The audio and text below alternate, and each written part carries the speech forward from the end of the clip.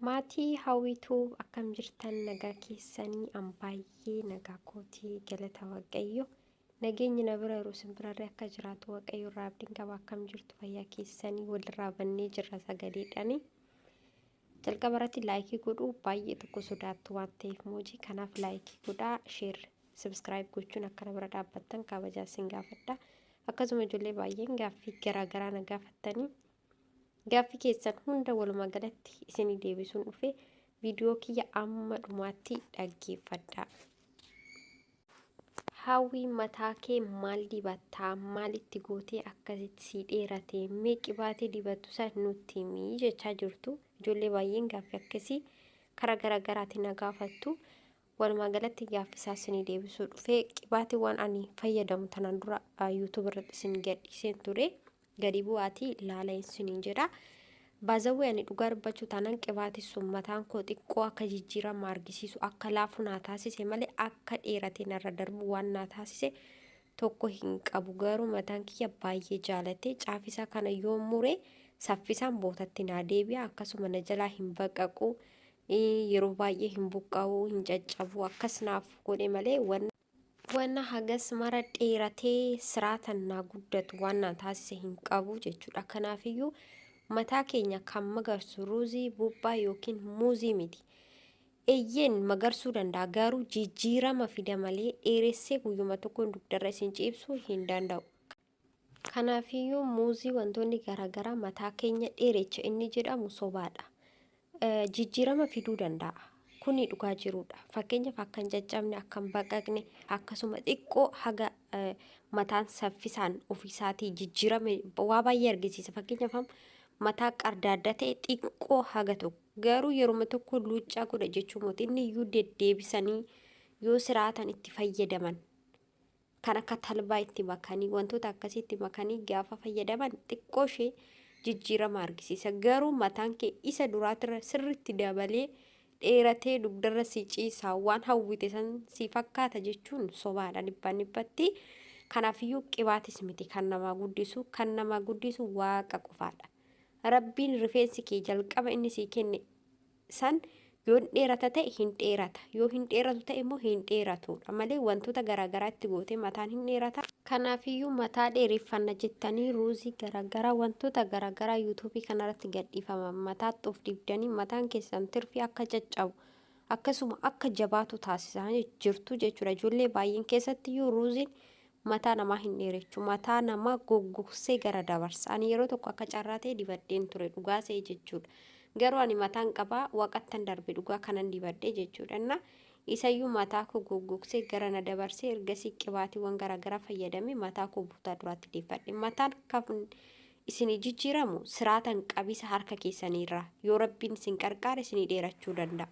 Kanaaf wantoota hin taane mataa keessanitti dibdanii mataa duraanii wazii irraa hin fixina. Kan mataatti dibdassan garaatti nyaadha. Inni garaatti nyaata suurirree mataa akka margu inuma taasisa.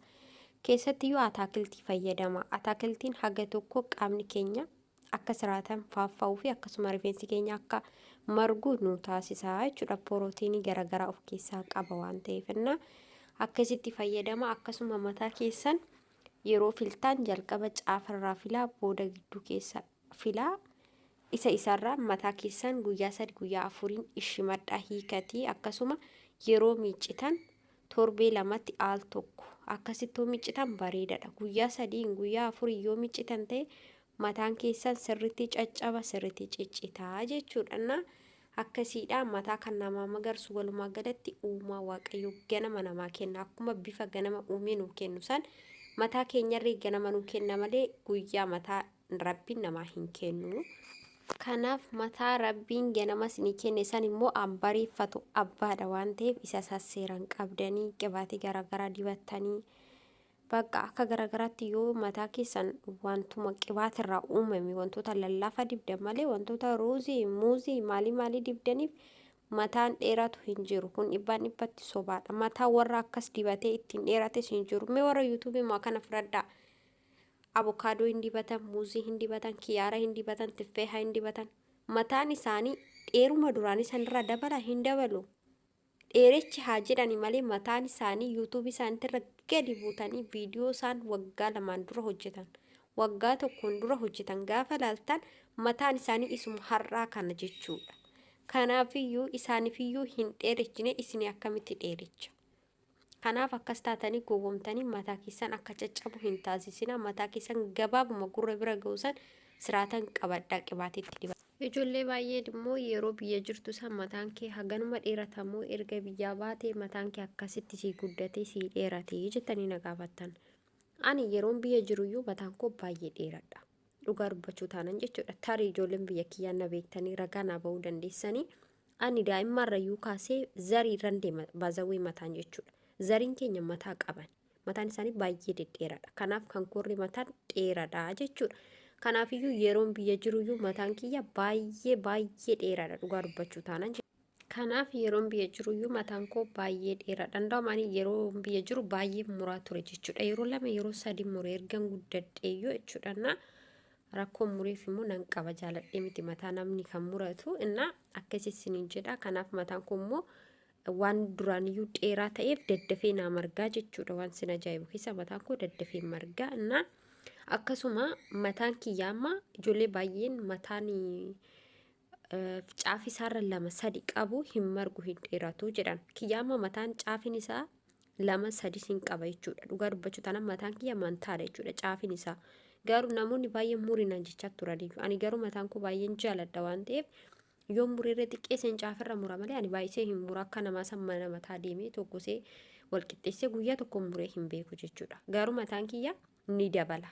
Dhugaa dubbachuu taanaan mataan kiyya ni dheerata jechuudha. Isa duraatirra isa biyyarra jirurra biyya kana erga dhufee immoo baay'ee dabale galata rabbii. Kanaafi rabbii mataa keessanirree akka dheeraatu isin haa taatu warri mataa dheeraa hawwitan rabbiin kennaa guyyaa keessa isin haa kennu. Kennaa ganama gabaabaa yoo isin kenne warri immoo mataa dheeraa qabdan siraatan qabadhaa mataan ofii bareedina ofiiti waan ta'eef. Innaa keessi isiniin jira qibaatii garaagaraa fayyadamaa akkasuma immoo viidiyoo kiyya laayikii osoo hin goone bira hin darbina amma dhumaatitti dhaggeeffadhaa. Gaaffii barbaadan immoo koomentii jalaan na gaafachuu dandeessanii. Baay'ee siin jaaladhaa baay'ee siin kabajaa turtii gaarii baay'ee nagaan tura.